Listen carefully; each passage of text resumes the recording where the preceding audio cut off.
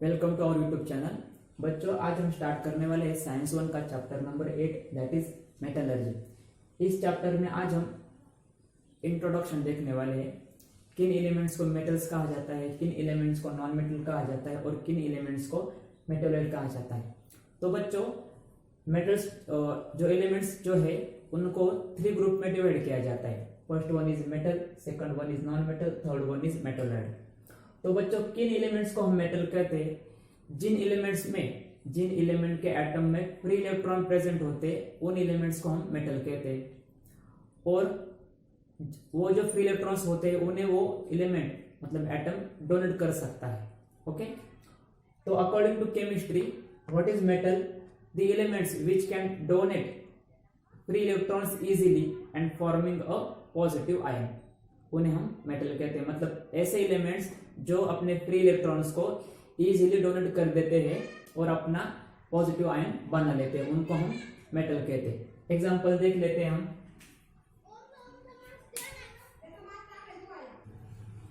हम एग्जांपल देख लेते हैं बच्चों। मान लीजिए एल्यूमिनियम एलिमेंट है। ओके, उसका एटॉमिक नंबर है बच्चों 13। फर्स्ट ऑर्बिट में गए 2 इलेक्ट्रॉन, सेकंड ऑर्बिट में गए 8 इलेक्ट्रॉन, थर्ड ऑर्बिट में गए 3 इलेक्ट्रॉन। तो बच्चों देखो, फर्स्ट ऑर्बिट में डबलेट कंप्लीट है, सेकंड ऑर्बिट में ऑक्टेट कंप्लीट है, थर्ड ऑर्बिट में ऑक्टेट कंप्लीट नहीं है और डबलेट कंप्लीट हो गया है। बच्चों, अब डबलेट कंप्लीट हो गया थर्ड ऑर्बिट में, अब एल्यूमिनियम क्या करेगा? थर्ड ऑर्बिट में ऑक्टेट कंप्लीट करने का ट्राई करेगा, लेकिन ऑक्टेट कंप्लीट करने के लिए उसे 5 इलेक्ट्रॉन्स की जरूरत है। तो 5 इलेक्ट्रॉन्स लेने के बजाय वो 3 इलेक्ट्रॉन्स डोनेट करना पसंद करेगा। ओके, देखिए उसकी वजह से क्या होगा कि एल्यूमिनियम पर बच्चों, मतलब ये मान लीजिए इन्हें हम कहते हैं फ्री इलेक्ट्रॉन्स, जो इलेक्ट्रॉन्स इजीली डोनेट कर सकते हैं, मतलब जिन इलेक्ट्रॉन्स को डोनेट किया जा सकता है उन इलेक्ट्रॉन्स को हम क्या कहते हैं? फ्री इलेक्ट्रॉन्स कहते हैं। तो देखिए क्या हो जाएगा, अब मान लो थर्ड ऑर्बिट में जो 3 इलेक्ट्रॉन्स है उन्हें अगर डोनेट किया जाए तो कितने बचेंगे? फर्स्ट ऑर्बिट में 2 इलेक्ट्रॉन्स, सेकंड ऑर्बिट में 8 इलेक्ट्रॉन्स। फर्स्ट ऑर्बिट में डबलेट कंप्लीट हो गया, सेकंड ऑर्बिट में ऑक्टेट कंप्लीट हो गया। इस तरह से एल्यूमिनियम स्टेबल हो जाएगा। खुद को स्टेबल बनाने के लिए उसने 3 इलेक्ट्रॉन्स डोनेट कर दिए। अब कितने इलेक्ट्रॉन डोनेट कर दिए बच्चों? 3 इलेक्ट्रॉन्स। जो इलेक्ट्रॉन्स को डोनेट करते हैं बच्चों, उन एलिमेंट्स के ऊपर पॉजिटिव चार्ज आ जाता है। 1 इलेक्ट्रॉन डोनेट किया तो 1 पॉजिटिव चार्ज आ जाएगा, 2 इलेक्ट्रॉन डोनेट किए तो 2 पॉजिटिव चार्ज आएंगे। अब देखिए इस केस में 3 इलेक्ट्रॉन्स डोनेट किए तो 3 प्लस चार्ज आ जाएगा, सॉरी प्लस 3 चार्ज आ जाएगा। Okay, plus 3। तो इस तरह से जो एलिमेंट्स इलेक्ट्रॉन्स को इजीली डोनेट कर देते हैं उन्हें हम कहते हैं बच्चों मेटल्स। देन उसके बाद है बच्चों नॉन मेटल्स। किन एलिमेंट्स को हम नॉन मेटल्स कहेंगे? देख लीजिए। तो बच्चों नॉन मेटल्स, मान लीजिए क्लोरीन के एग्जांपल लेते हैं हम। क्लोरीन का एटॉमिक नंबर है बच्चों 17 287। अब देखिए बच्चों, क्लोरीन के केस में फर्स्ट ऑर्बिट में डबलेट कंप्लीट है, सेकंड ऑर्बिट में ऑक्टेट कंप्लीट है, थर्ड ऑर्बिट में ऑक्टेट कंप्लीट नहीं है। थर्ड ऑर्बिट में ऑक्टेट कंप्लीट होने के लिए सिर्फ 1 इलेक्ट्रॉन की जरूरत है। तो क्लोरीन क्या प्रेफर करेगा बच्चों? 7 इलेक्ट्रॉन्स को डोनेट करने के बजाय 1 इलेक्ट्रॉन को वो गेन कर लेगा। 1 इलेक्ट्रॉन को गेन करने से क्या हो जाएगा? थर्ड ऑर्बिट में ऑक्टेट कंप्लीट हो जाएगा। गेन करना मतलब दूसरे के इलेक्ट्रॉन्स ले लेना। तो देखिए, अगर क्लोरीन ने 1 इलेक्ट्रॉन मतलब 1 इलेक्ट्रॉन गेन कर लिया तो थर्ड ऑर्बिट में ऑक्टेट कंप्लीट हो जाएगा और क्लोरीन स्टेबल हो जाएगा। मतलब खुद को स्टेबल बनाने के लिए क्लोरीन 1 इलेक्ट्रॉन को गेन कर लेगा।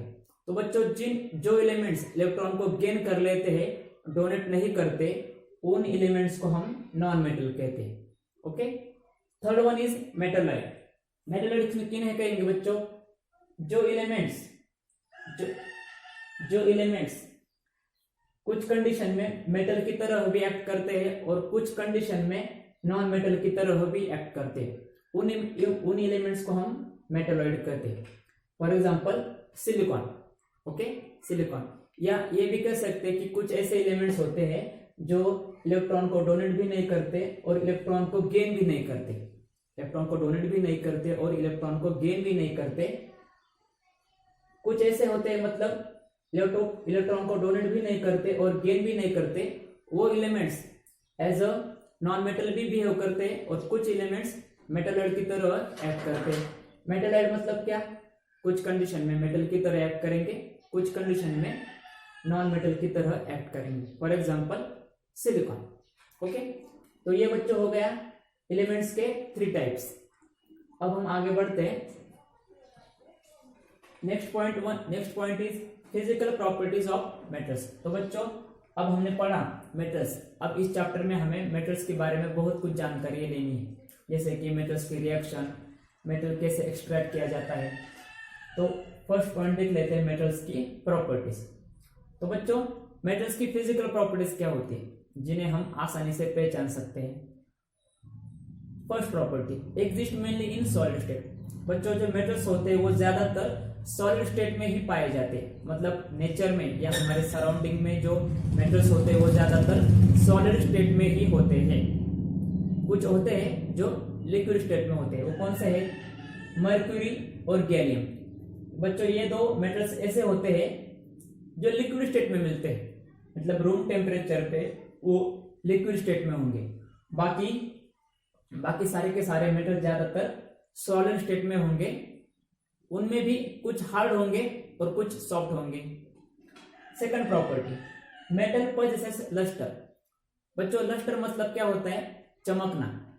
मेटल जो होते हैं बच्चों वो चमकते हैं, मतलब हम जब मेटल को देखते हैं तो हमें ऐसा लगता है प्योर मेटल जिसका करोजन ना हुआ हो, वो मेटल जब हम देखते हैं तो हमें लगता है कि मेटल्स चमक रहे हैं, मतलब शाइनी। तो देखिए ऐसा क्यों होता है बच्चों, तो मेटल्स का बच्चों जो सरफेस होता है वो ज्यादातर लाइट रेज को रिफ्लेक्ट कर देता है। मतलब मान लीजिए ये कोई मेटल का ब्लॉक है और ये उसका सरफेस है, तो सरफेस के ऊपर अगर लाइट रेज इंसिडेंट हो जाती है, सनलाइट या कोई भी लाइट इंसिडेंट जब होती है, तो इस मेटल का सरफेस, मतलब ज्यादातर मेटल के सरफेसेस लाइट रेज को बहुत कम, मतलब 4 या 5% ही एब्जॉर्ब कर लेते हैं और बाकी 95 to 96% लाइट रेज को रिफ्लेक्ट कर देते हैं, मतलब बाउंस बैक कर देते हैं। उसकी वजह से हमें ये लगता है कि मेटल्स चमक रहे।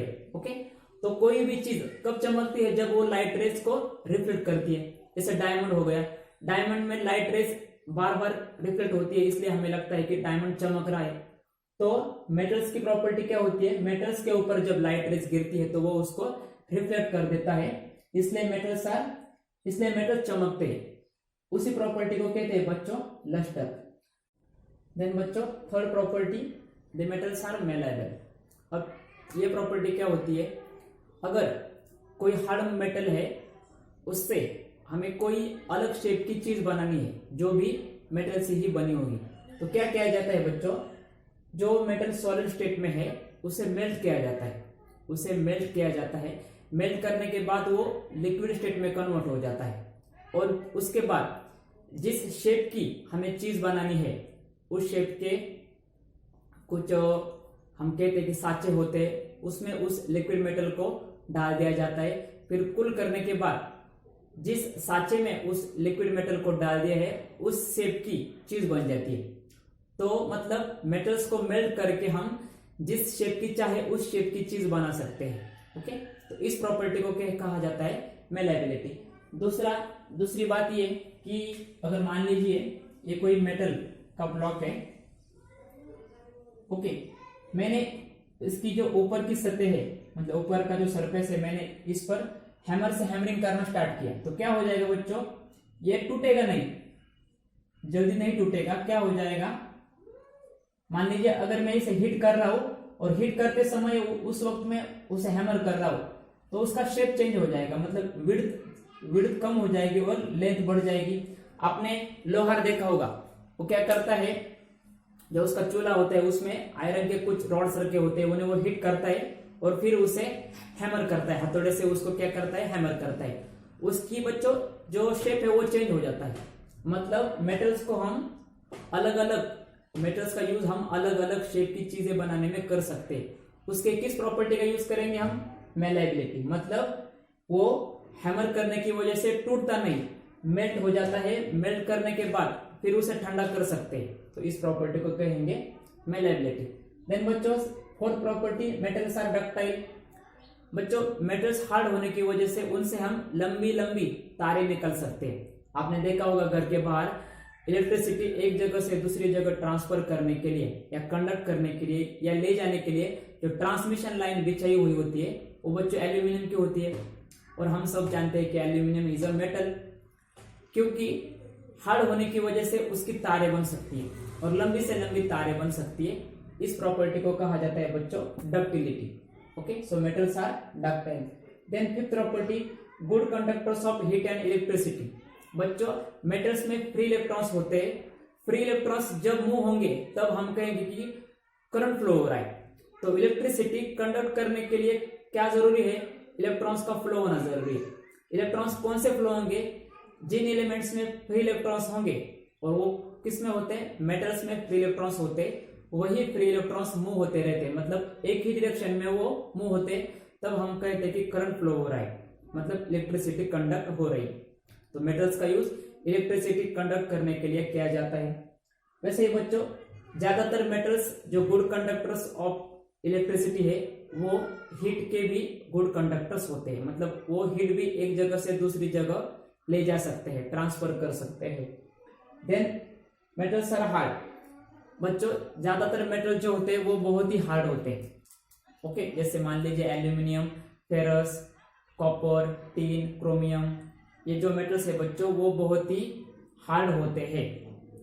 लेकिन कुछ ऐसे हैं जो सॉफ्ट होते हैं, लिथियम, सोडियम और पोटेशियम, जिसे हम इजीली नाइफ से कट कर सकते हैं, वो बहुत ही सॉफ्ट होते हैं। हालांकि वो मेटल ही है लेकिन वो हार्ड नहीं होते। जैसे मर्क्यूरी और गैलियम जो लिक्विड स्टेट में होते हैं वो भी हार्ड नहीं होते क्योंकि वो लिक्विड स्टेट में। देन बच्चों seven property, metals have high melting point and boiling point. तो बच्चों बॉइलिंग पॉइंट जो होता है बच्चों वो लिक्विड का होता है, और मेल्टिंग पॉइंट जो होता है वो सॉलिड का होता है, ये आप ध्यान में रखिए। अब मान लीजिए मेरे पास गैलियम मेटल है बच्चों, गैलियम। ओके, अब बच्चों ये लिक्विड स्टेट में होगा तो उसके मॉलिक्यूल्स मतलब उसके एटम्स थोड़े दूर दूर होंगे, चाहे वो दूर हो, लेकिन बच्चों मेटल जो होते हैं, मेटल्स के एटम्स एक दूसरे को टाइटली होल्ड करके रखते हैं। उनके बीच में क्या होता है कि मेटेलिक बॉन्ड होता है और वो बहुत ही स्ट्रांग होता है। अब अगर मुझे गैलियम जो लिक्विड स्टेट में है उसे अगर गैसीय स्टेट में कन्वर्ट करना है तो मुझे क्या करना पड़ेगा बच्चों, इसे हीट प्रोवाइड करनी पड़ेगी। हीट देने के बाद क्या होगा कि ये जो एटम्स है उनके बीच में जो मेटेलिक बॉन्ड है वो ब्रेक हो जाएगा। लेकिन वो बच्चों कम हीट देने से ब्रेक नहीं होता, उसे हम ज्यादा हीट देनी पड़ती है तभी वो ब्रेक हो जाता है। ज्यादा हीट देने की वजह से इसका जो टेम्परेचर है बच्चों वो हाई हो जाता है, और एक ऐसा टेम्परेचर आता है जिस टेम्परेचर पे इनके बीच का मेटेलिक बॉन्ड ब्रेक हो जाता है और गैलियम जो लिक्विड स्टेट में है या मर्क्यूरी वो गैसीय स्टेट में कन्वर्ट हो जाता है। ओके, और ज्यादा टेम्परेचर देने की वजह से मतलब ज्यादा हीट देने की वजह से टेम्परेचर हाई हो जाएगा, और ज्यादा टेम्परेचर होने के बाद कोई लिक्विड मेटल गैसीय स्टेट में कन्वर्ट हो जाता है। इसलिए कहा जाता है कि मेटल्स का बॉइलिंग पॉइंट बहुत ज्यादा है। जैसे वाटर का बॉइलिंग पॉइंट 100 डिग्री सेल्सियस है, लेकिन मेटल्स का बॉइलिंग पॉइंट 100 डिग्री सेल्सियस नहीं होगा। जैसे कॉपर का मेल्टिंग पॉइंट 1700 डिग्री के आसपास होता है। अब बच्चों मेल्टिंग पॉइंट किसका होता है, मेल्टिंग पॉइंट होता है सॉलिड मटेरियल का। अब मान लीजिए कि एक मैंने एल्यूमिनियम मेटल लिया जो सॉलिड स्टेट में होता है। ओके बच्चों, सॉलिड स्टेट में एटम्स बहुत ही पास पास होते हैं, उनकी डेंसिटी बहुत ज्यादा होती है, मतलब वो भीड़ भाड़ में रहते हैं थोड़ा। ओके, इनके बीच में भी बच्चों मेटेलिक बॉन्ड होता है। अब मान लीजिए ये सॉलिड एल्यूमिनियम है, इसे मुझे लिक्विड स्टेट में कन्वर्ट करना है। वही सिनेरियो, इसे मुझे हीट करना पड़ेगा। हीट करने के बाद इनके बीच में मेटेलिक बॉन्ड जो है वो ब्रेक हो जाएगा, लेकिन वो बहुत जल्दी नहीं ब्रेक होगा। इसके लिए मुझे ज्यादा एनर्जी प्रोवाइड करनी पड़ेगी, ज्यादा हीट देनी पड़ेगी। ज्यादा हीट देने की वजह से बच्चों इस एल्यूमिनियम ब्लॉक का टेम्परेचर बहुत हाई हो जाएगा, और एक सर्टेन टेम्परेचर पे एल्यूमिनियम जो लिक्विड जो सॉलिड स्टेट में है वो लिक्विड स्टेट में कन्वर्ट हो जाएगा। इसलिए कहा जाता है कि मेटल्स का बॉइलिंग पॉइंट और मेल्टिंग पॉइंट भी बच्चों हाई होता है। इसे मान लीजिए एग्जांपल टंगस्टन बच्चों ऐसा मेटल है जिसका मेल्टिंग पॉइंट होता है 3422 डिग्री सेल्सियस। मतलब इतना टेम्परेचर होने के बाद कोई सॉलिड मेटल मतलब सॉलिड टंगस्टन लिक्विड में कन्वर्ट हो जाएगा। Okay, then metals are sonorous.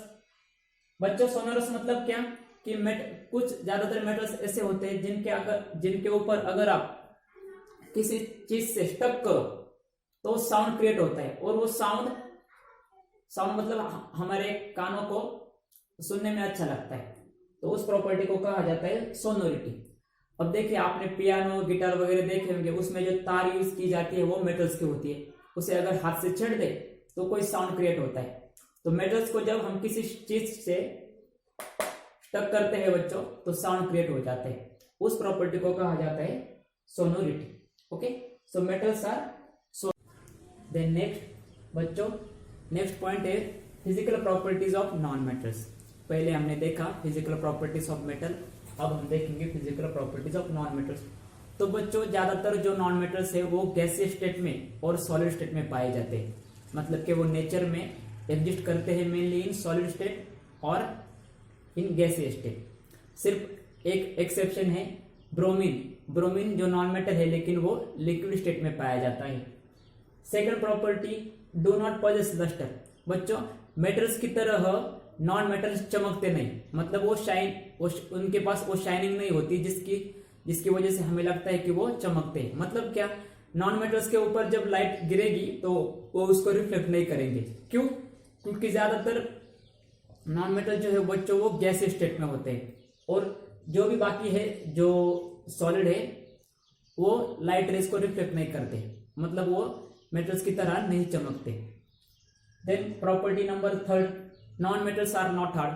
बच्चों नॉन मेटल ज्यादातर सॉलिड स्टेट में और गैसीय स्टेट में पाए जाते हैं, और जो सॉलिड स्टेट में पाए जाते हैं वो ज्यादा हार्ड नहीं होते, वो स्मूथ होते हैं। मतलब जैसे मान लीजिए कोई आपके घर मिट्टी का कोई बर्तन है, वो देखिए कैसे टूट जाता है क्योंकि वो हार्ड नहीं होता। ठीक उसी तरह से नॉन मेटल्स ज्यादा हार्ड नहीं होते, मतलब उन्हें हैमर करके उनको ब्रेक किया जा सकता है।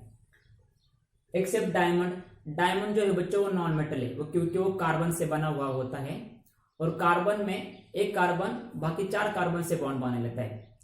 फिर बाकी एक कार्बन मतलब ऐसे ही पूरा का पूरा एक नेट हो जाता है। एक कार्बन बाकी 4 कार्बन से अटैच होता है, बाकी कार्बन फिर बाकी 4 कार्बन से अटैच होते हैं।